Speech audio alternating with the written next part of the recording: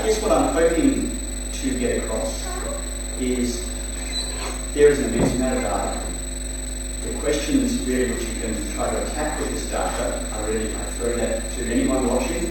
So I'm open for business in some sense, but I hope to get across here. Maybe just before I start, am I speaking to a room of psychologists? Yeah. You are also. Okay. So I perhaps have some physicists online. Fantastic. So I think let's get underway. So this is, I guess, where I started. So this is a PDF. So I've lost a few movies and some animations. I've got a lot of slides here. I guess the important thing I want you to take away from all of this is there is a lot of data that I'm working with. There are ways to kind of quantify that data, and if you have any ideas about what to do with it, fantastic. Chat to me. Okay? I will look at a few things that I've started to do with this data. So this is where I essentially began. I was working as an applied mathematician actually. I'm a physicist by training, and I'm now in a physics school, but for a while I was sitting with a bunch of applied mathematicians, and I went to some applied mathematics conferences, and there was a lot of interest actually in theories of social dynamics. And it occurred to me this old comic, it's KCD. Do you know this comic strip? Maybe not, the psychologist. Yeah, okay, this is a very popular one amongst physicists. The guy who writes this, Andrew Moore, has now written a bunch of books and become very popular to the mainstream.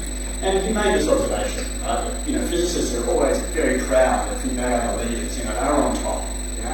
Actually, I'm married to a chemist, so there's a lot of conflict about this, right? The chemistry, they regard themselves as the central science describing the world. And physicists are always very proud of where they sit.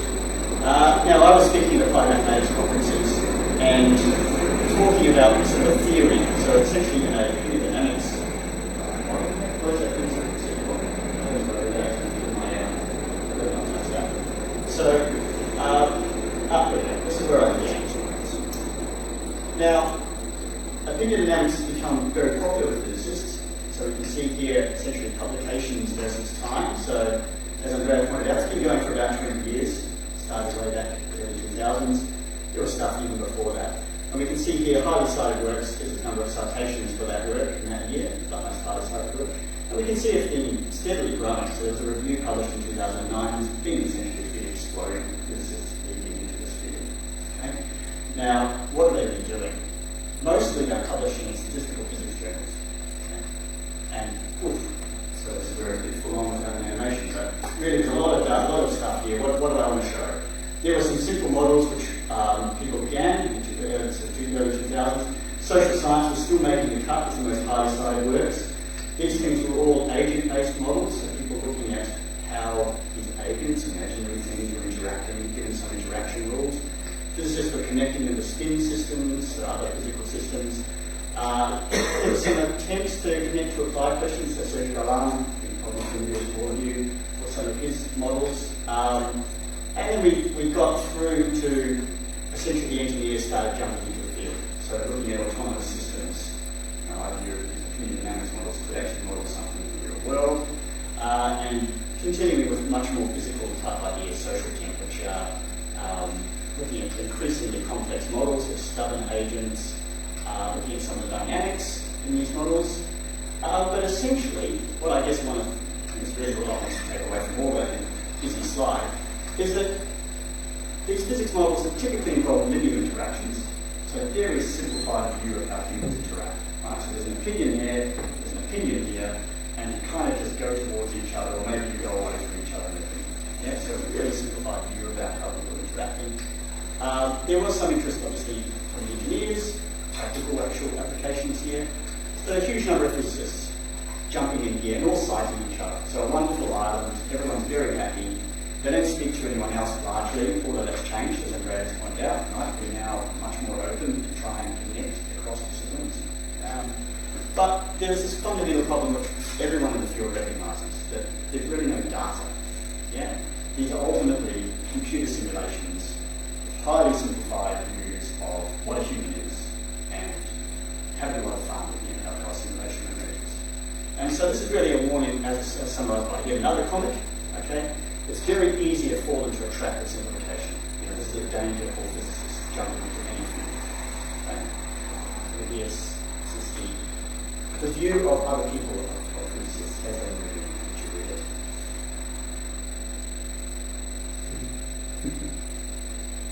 Okay, so this is risk, which as physicists we need to be aware of. Jumping in and coming to talk to a room full of psychologists, I certainly do not claim that I'm going to be giving anything about human behaviour really. I'm going to show you what I can do with data.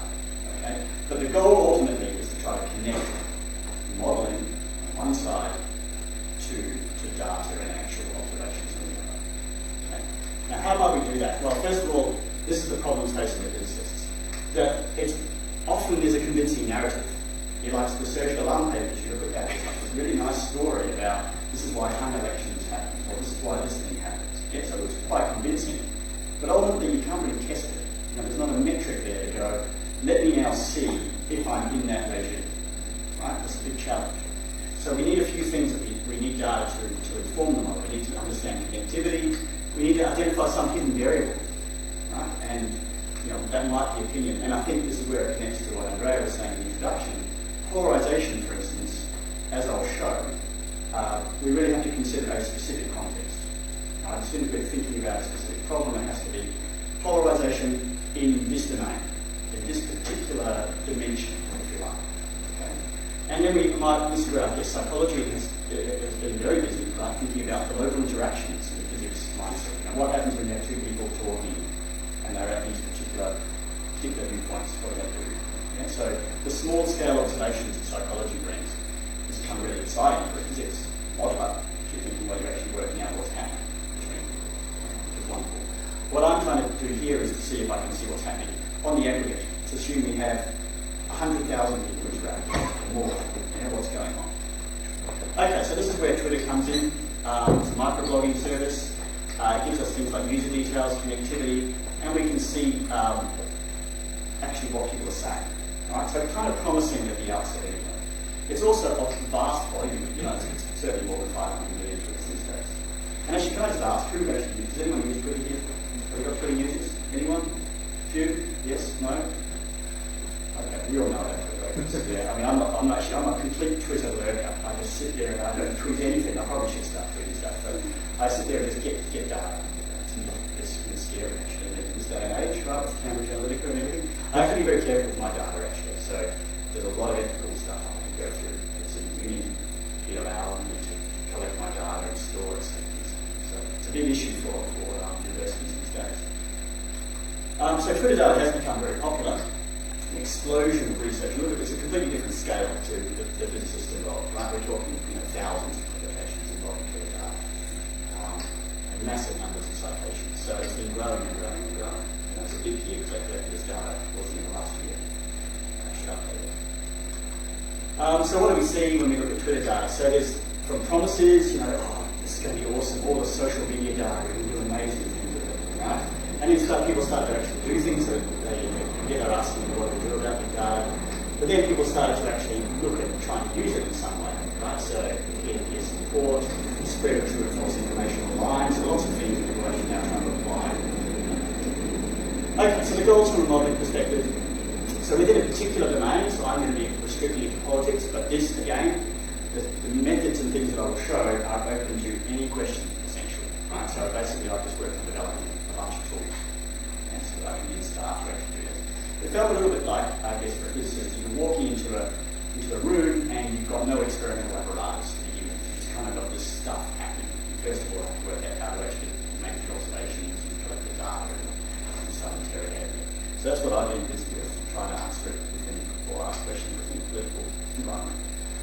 So we would like to identify connectivity, we would like to see some hidden variable, and maybe see how things change with stimulus.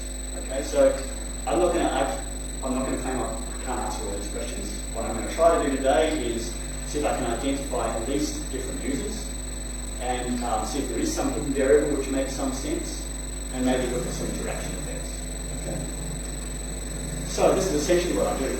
I consider a restricting domain, so maybe I just look for all tweets which contain Trump. Trump is a wonderful source of Twitter data, really, because he's a great stimulus. And also I think he's probably done a wonderful job at Twitter. In terms of the number of users who are interested in Twitter now. He has more than 60 million followers, and that's just his direct followers, so there's a huge amount of interest in American politics and Twitter. I look at then a subset of users engaging in the topic, and then I might look at interaction. So let's look at Twitter. So it might not be that familiar to some of you. Here is what you see if you are a Twitter user. You'll see something like this. It's a recent one I just grabbed. It was that a couple of days ago. So you see this sort of stuff. There's some text. This one was actually a tweet retweeted by Donald Trump. And it's a Republican. Okay, so some a politician in the US.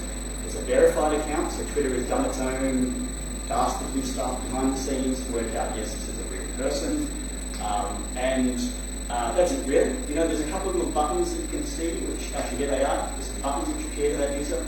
And this is an example of the sort of thing which Twitter might throw up to you as a user. You know, you can see replies, set replies.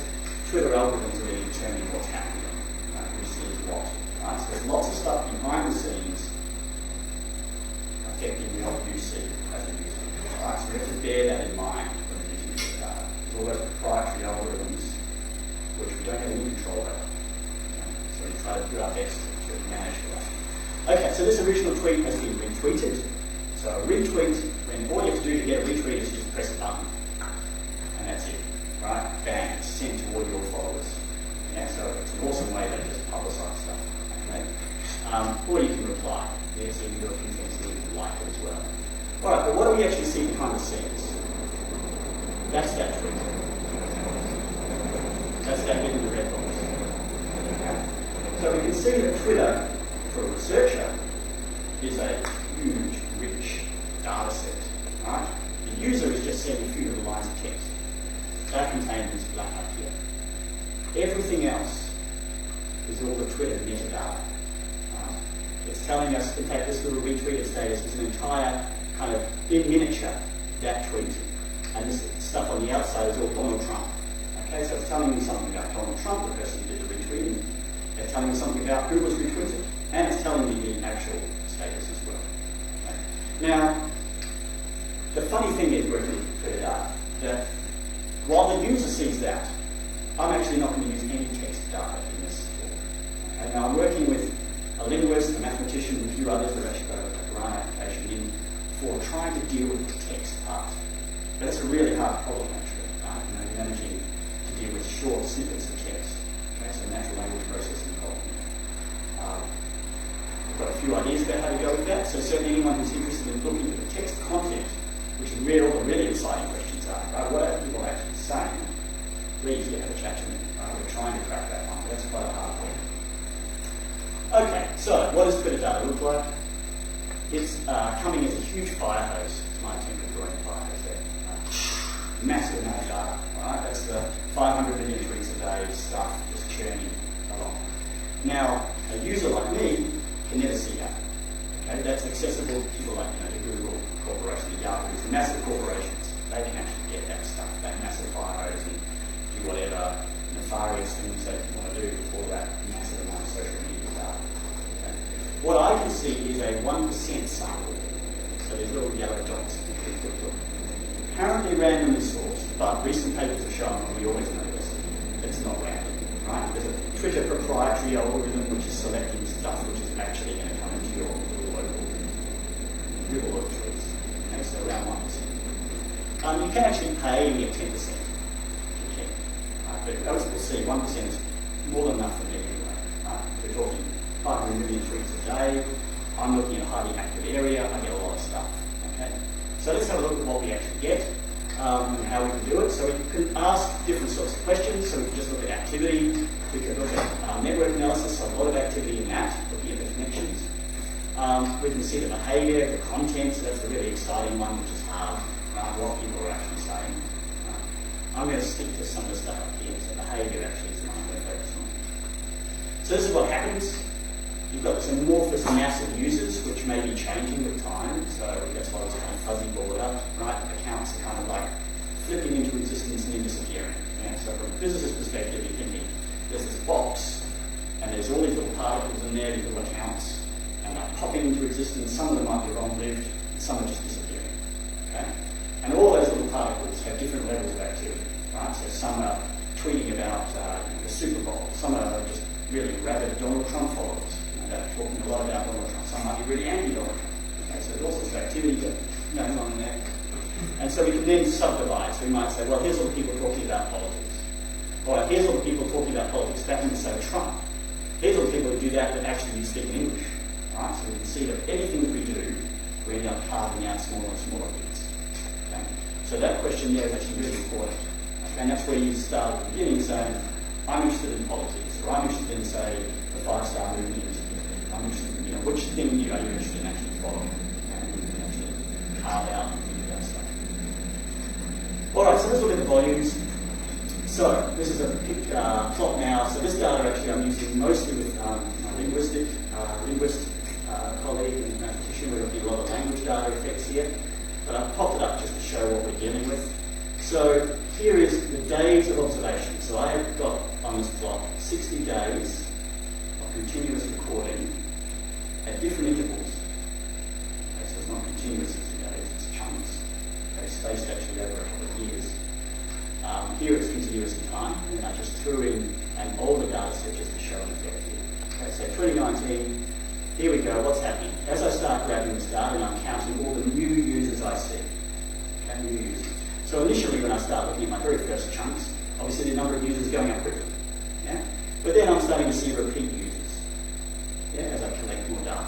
Yeah, so some of those users are appearing in my data set. So my numbers of users is kind of plateauing a little bit. But then I say, well, let's look back in time a bit. How does that number of users change? And I see another jump. Yeah, so what does that sort of suggest? I'm comparing a bunch of data with users, and then I see a kind of disjoint in some sense. So it's suggesting that that's where these users are fitting in and out of existence. Right? So if I look at data user from a year before, that's a different bunch of users. There's many which are the same, but there are many which are new or which are since the beginning. Okay, so that's something which to bear in mind. It's not like in a physical problem where you kind of have some assumption about continuity. Here's stuff appearing and disappearing all the time. Okay? So that's an issue when it comes to looking at longitudinal dynamics. But we can see the actual activity is pretty much constant. So Trump has, for the last year and a half, that's about how long that data series, been consistently provocative on Twitter and got the same sort of response, irrespective of who's actually speaking. Okay? Works out to be about 31 tweets a second. All right, that I'm capturing here. So I work out to be about 2.6 million a day. So if I look at actually the number, it's about 0.5% of the Twitter fire base. So it looks like I'm probably getting close to my saturation of inbox. Yeah. I'm getting a lot in a lot of tweets. All right, so what can we conclude here? There's an immense number of users. Let's have a quick look at what their activities levels are. The question I'm going to try and tackle here is, we have a huge amount of activity on Twitter. And the big problem when I've spoken about these sort of results and questions to different groups, like say political science department, I suppose, the first question is, but are they real? Yeah? Am I just basically getting a lot of data about bots? Yeah, and that's not really satisfying, right? I'll just predict what all those Twitter bots are doing. Fantastic. At least I've got insight into their algorithms, maybe. But I can't say anything about what humans are doing, what we're really interested in. So the question, first of all, is to look at all of those. What have I got here? So I've got around 10 million users in this data set.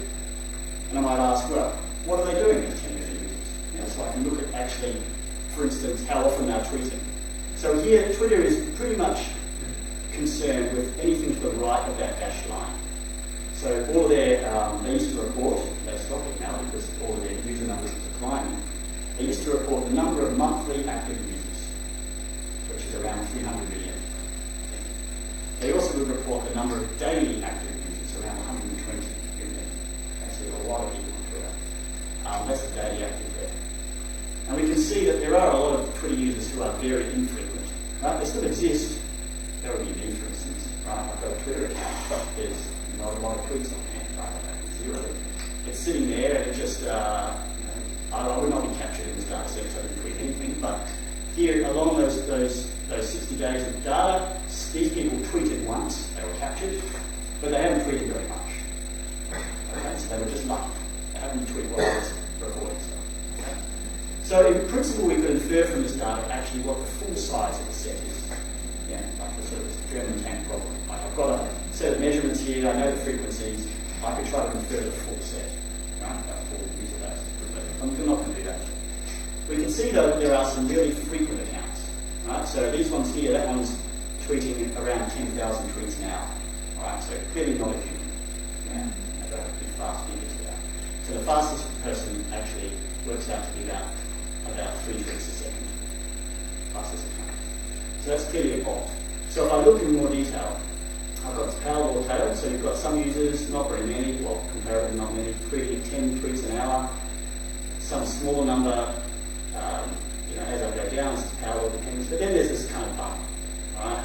And that's all the automated accounts. Yeah, so you can sort of see that I'm superimposing 2 distributions here. All the humans, and then these high-frequency bots that are just like peppering you with tweets about. Maybe they might be legitimate ones, they might be like New York Times, or they might be some media organisation just firing out alerts, and cleverly capturing them. So you can see there's a whole bunch of them out there. So let's see, what are these accounts doing? Well, it's probably unsurprising that the bulk behaviour is people pressing that button, right? Because it's so easy. You get a tweet, you're following Twitter, all you need to do is press retweet, right? That's the extent of your action. So that's a pretty low barrier to entry, right? So unsurprisingly, most stuff happening is retweets. Okay? But there are actually a sizable amount of kind of conversations going on here. And there's a bunch of stuff where people are saying new things, not very much, maximum 5%. You are someone who actually posted something new on Twitter, good on you, because you are a rarity in the Twitter sphere, right? You are a prompter of new stuff happening out there. But most stuff is being retweeted. Okay, so what can we say so far about all these users? So the actual users which are active appears to change with time. Okay? But despite the changes, there appears to be a constant activity level. There is a big variety in frequency of individual accounts. Bulk of users are tweeting less than once an hour, some once a month, some once a year. Very infrequent. But instead of 10 million, around 1,000 appear to be automated. Okay, so that's kind of like, that's true, it's bad, but it's not that bad. Right?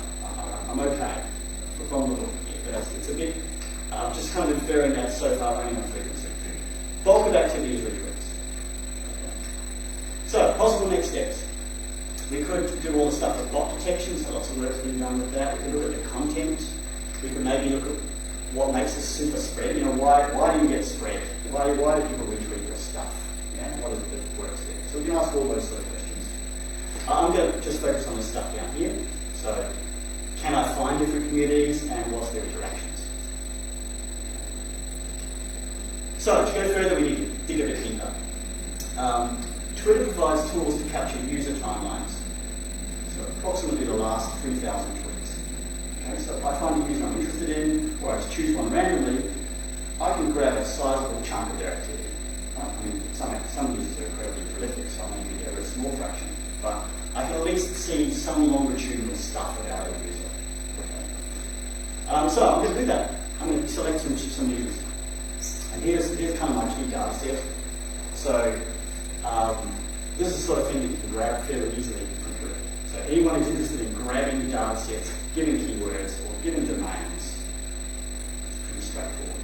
Just for what data. And we're talking, maybe half a terabyte for one of these data sets.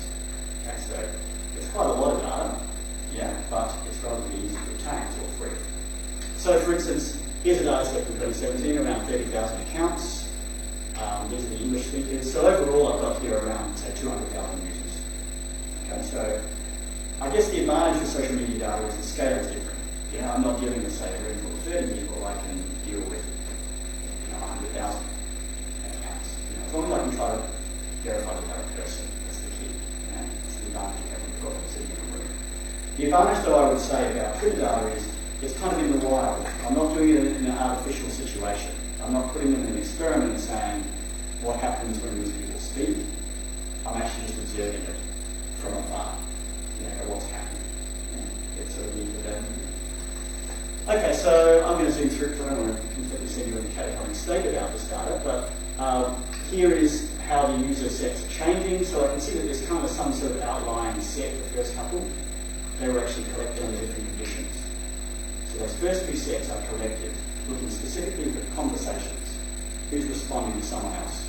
Okay, so there's a different selection criteria. And we can see that those two sets kind of overlap strongly, but they don't overlap with anyone else. Yeah? These two here again overlap quite strongly. What two were they? They were these two, collected very close temporally. So we can see there's definitely temporal dependence of users. But there is reasonable overlap. So all of them have around 1,000 users in common. Yeah, so you can see longitudinally there is some. Just because of the number of users I'm grabbing, I can see those users multiple times. Okay, so now we can tackle at least the first problem. And that is why, how are these users evolving? How are these accounts evolving? So if I look at the accounts and I just check are they still alive, essentially? I did this a couple of weeks back. I can see that there is a whole bunch that died in these accounts. Any thoughts why a really high death rate?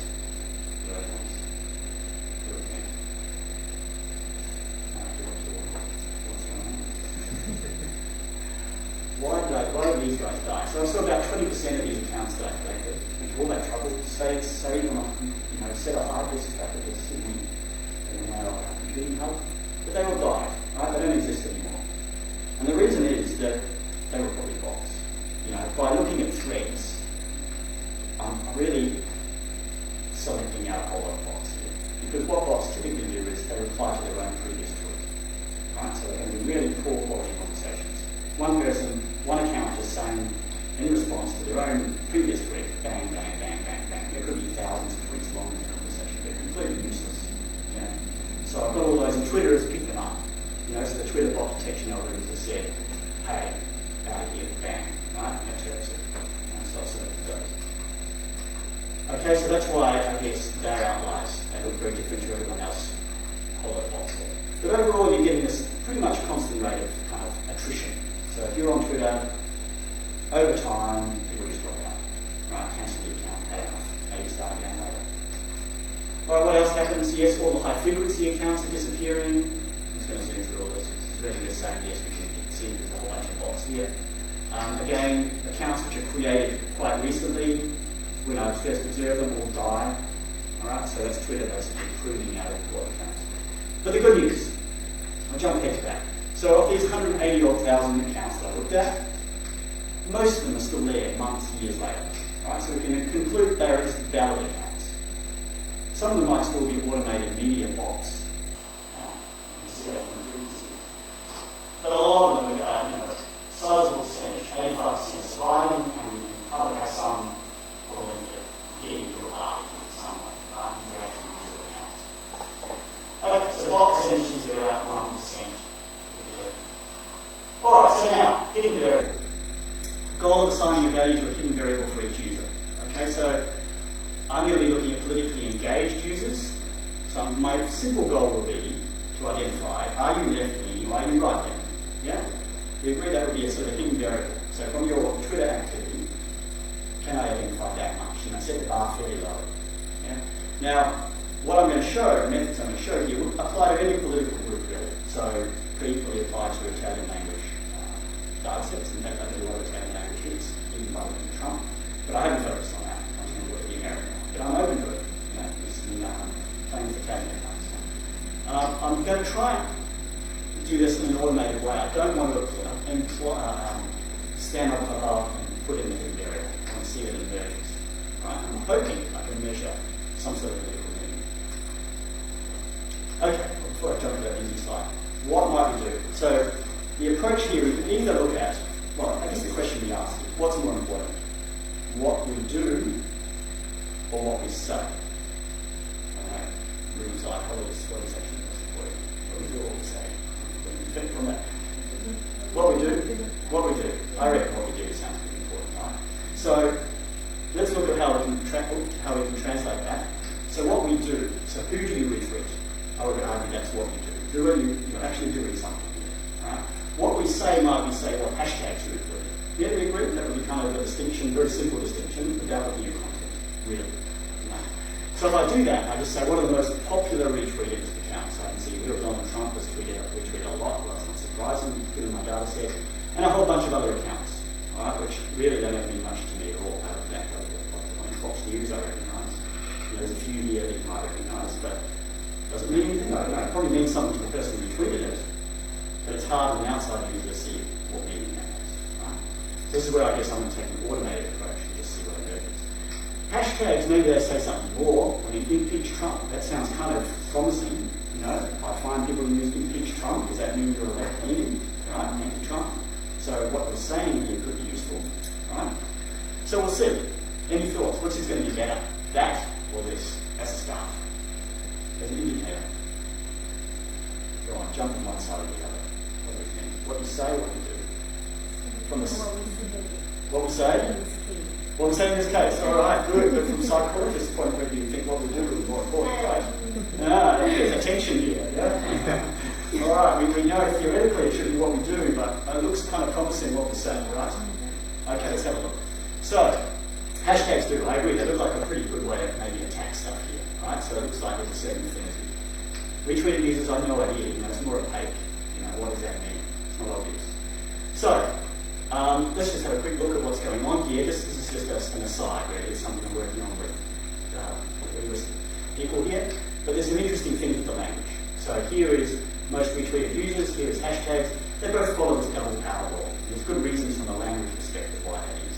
You have core and non-core vocabularies, and essentially as you're selecting tags, they'll form this double power natural language. All natural languages form that. Right? English, look at English frequency, word frequency, you'll see that double power. So we can see it again if we fill it up, which is kind of interesting for a different set of questions.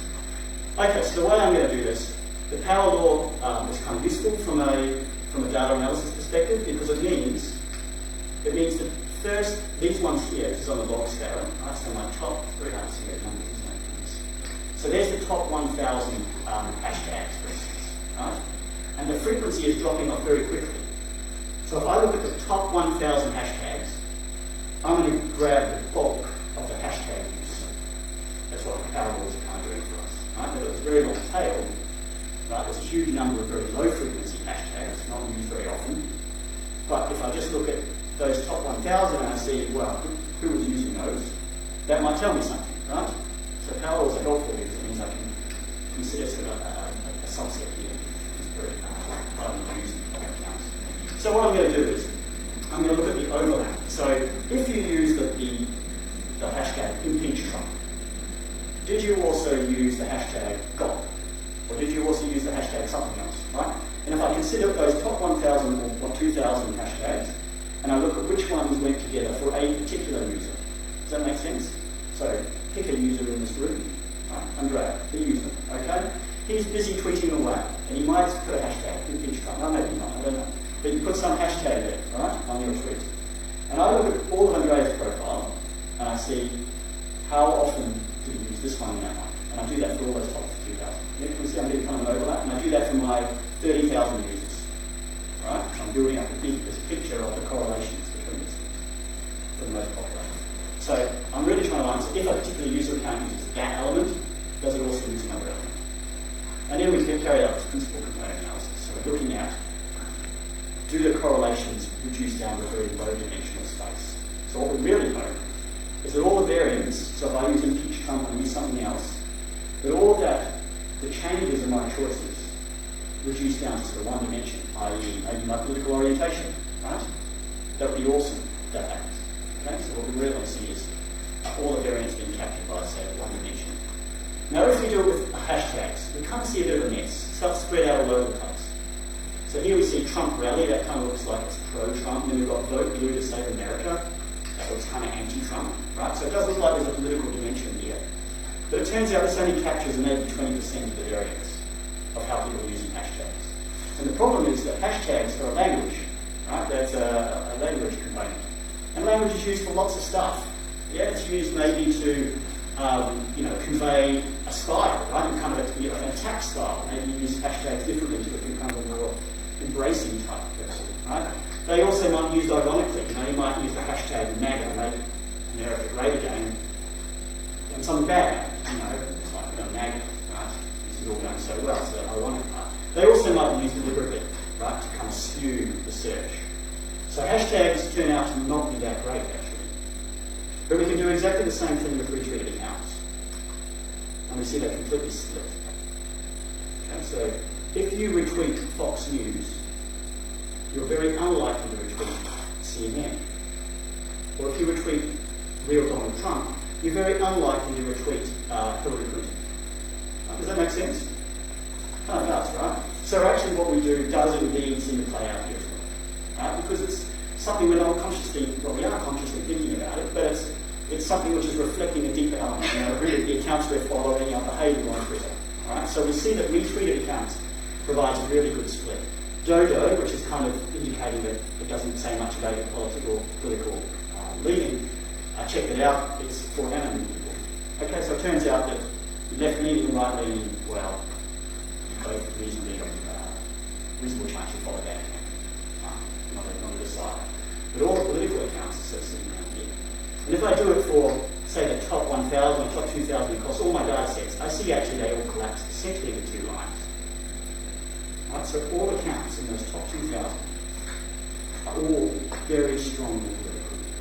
Even if they're media organisations or something else. Right? This is something which you notice in the data. Right? So those highly popular accounts, if I just see one or two tweets and I see those retweets, I have a good predictability to say you are right-leaning or left-leaning. Well, I'm hoping. I actually need to test this. Okay? But what this does capture is it typically captures about 97% of the variance. So that's an indication that all of the stuff, those top 2,000 retweeted accounts, all collapse onto one line, which we'll call, say, political orientation. So I haven't actually assigned any meaning, but that's the point where we go, what is that line? It looks like it could be left versus right, or maybe it's pro, anti-Trump. It's hard to know, right? This is the difficulty when it comes to inferring what's going on. We see that those top accounts vary, so again, those are outliers, those kind of boxes. These ones here are all kind of fairly consistent. But we can test it. So here's a test. We can do an inset test, so we can cross-validate against users in the set. Yeah, so I can say, I look at all the users in my 180,000 users, and I check, did they self-identify as Republican, for instance? Yeah. Now, it turns out actually there's a lot of difficulty factors, which things do I use? But I get about 98% success rate for that. When I check which ones failed, it's actually because I looked at the description didn't work. Right? I might have used a keyword that actually been a Democrat. Okay. But if I look at US politicians, so this is now out of set. So none of these were used for my creation of my set. And I just see, if I look at their Twitter accounts, can I tell, are they actually left-leaning or right-leaning? And I know whether they're left-leaning or right-leaning. Right? I can go and look that up. This is Republican, that's a Democrat. Yeah?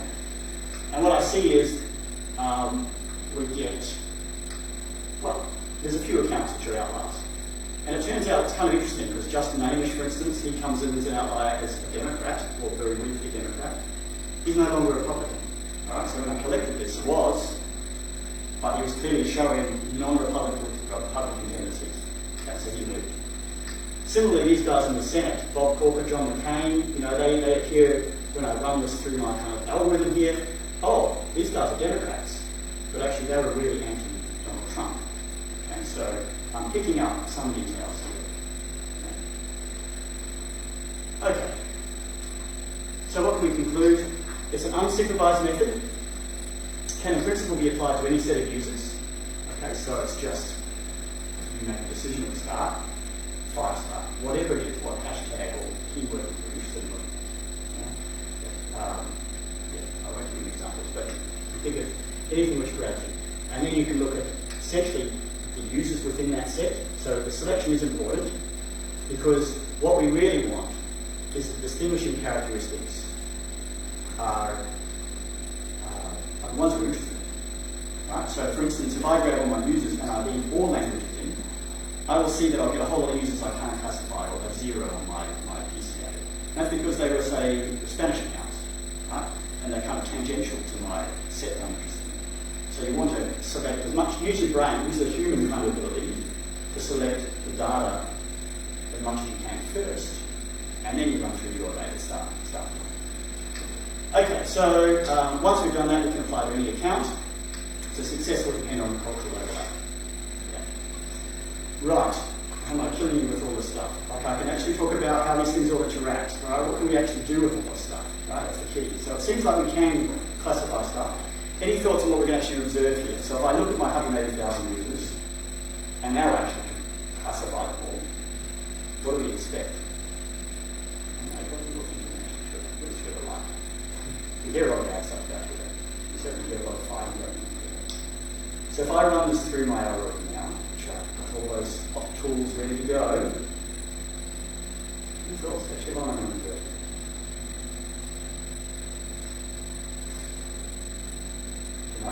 About connections between users.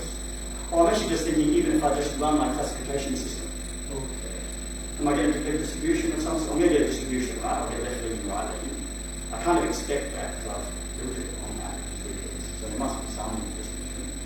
So, I mean, what do we know? So from a political polarization, does anyone work on political polarization actually? No.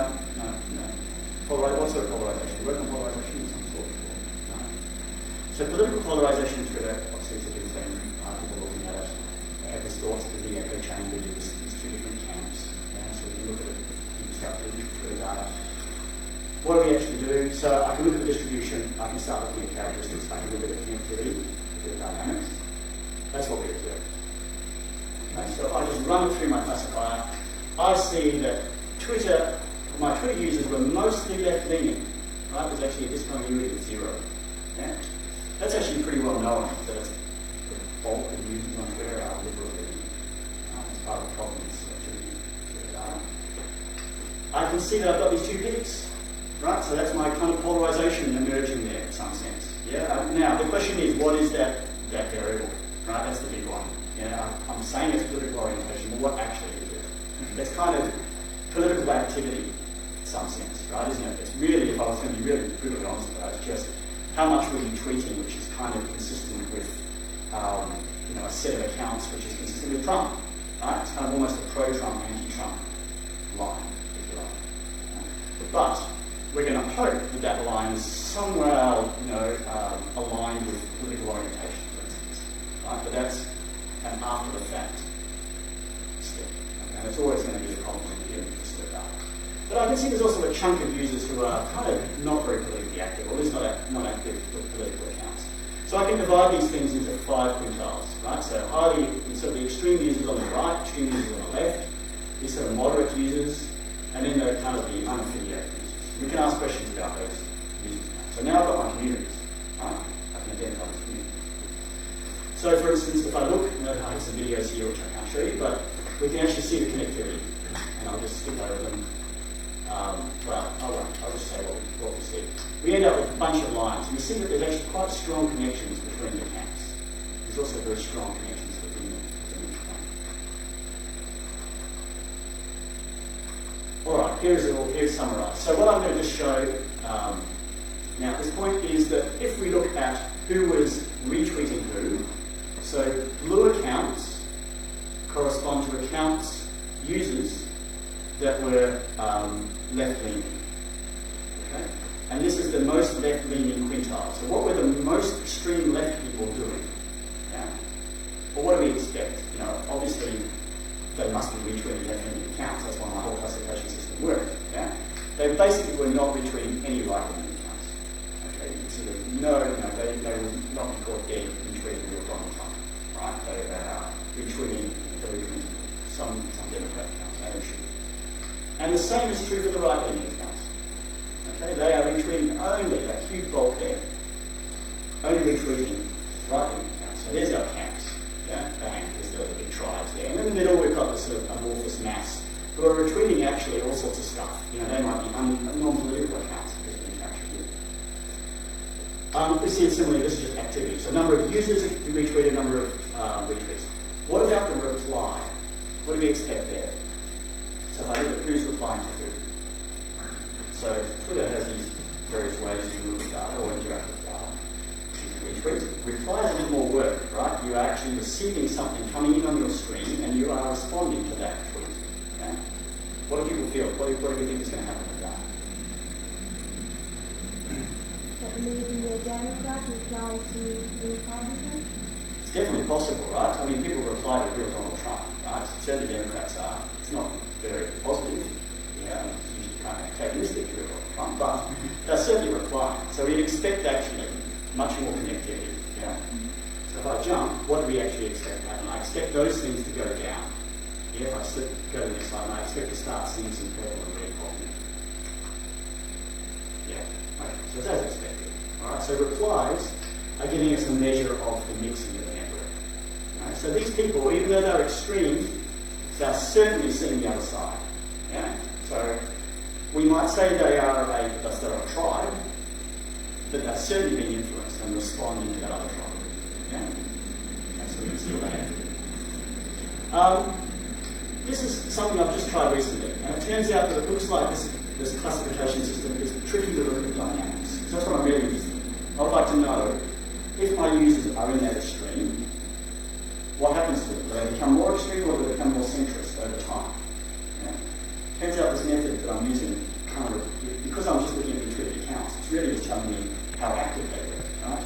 So it's hard to look at dynamics. It looks like things are kind of regressing to the mean. So what I've done is I've collected the same users later and tried to see what happens. So this is kind of almost don't look at this slide, or there are problems here. Right? It's difficult to actually look at dynamics when it comes to retweeting activity.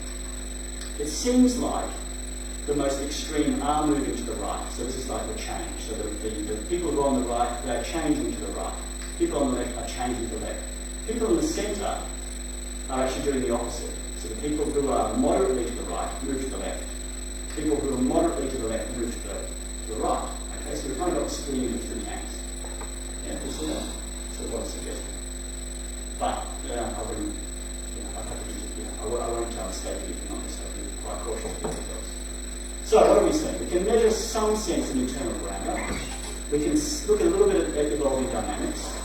We can measure connectivity. We see there's a lot of connectivity.